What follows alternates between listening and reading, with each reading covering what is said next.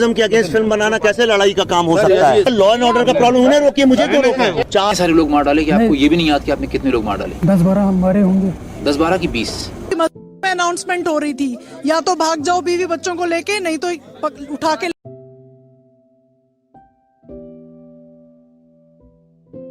The Kashmir Files is written and directed by Vivek Agnihotri. The film is based on the exodus of Kashmiri Pandits during the Kashmir insurgency, which it portrays as a genocide.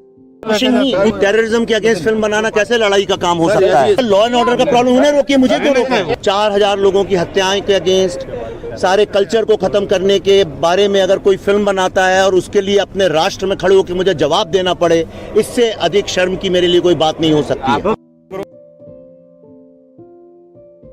तो मैं विवेक जी की तारीफ करना चाहूंगा, जिन्होंने 30 साल पुराना सच लोगों के सामने लाया।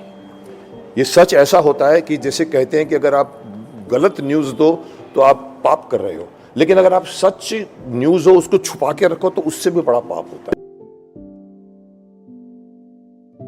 आपने कितने लोगों की जानें ली? मुझे याद नहीं कितने लोग जाने। यानी आपने इतने सारे लोग मार डाले कि आपको ये भी नहीं याद कि आपने कितने लोग मार डाले? 10-12 हमारे होंगे। 10-12 की 20 अब 20 ही लगा, 20 ही हमारे। सारे के सारे कश्मीरी पंडित थे कि कोई मुसलमान भी थे उसमें? मुस्लिम थे उसमें। कितने मुस्लिम, कितने कश्मीरी पंडित थे? ज्यादा कश्मीरी पंडित थे? जी। क्यों, ऐसा क्यों? ऊपर से ऑर्डर मिलता था, मैंने कहा। कदल में दुकान थी, गोडाउन्स थे, करोड़ों का माल भरा पड़ा हुआ था।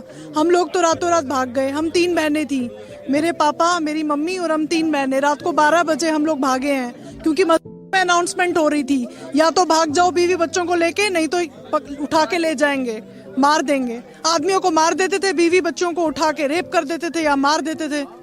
तो हम लोग भागे हैं। उसके बाद पता चला हमारा घर भी जला दिया। राजबाग में घर था, हबा कदल में दुकान थी, रातों रात सब खत्म। The tragedy of Kashmir has deep roots.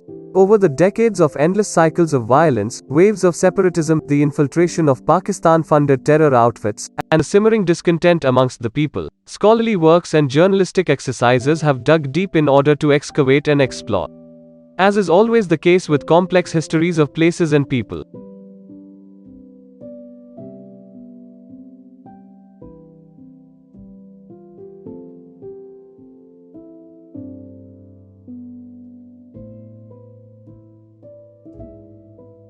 Okay guys, that's it for now.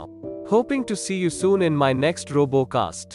Please like, share and subscribe, and don't forget to press bell icon.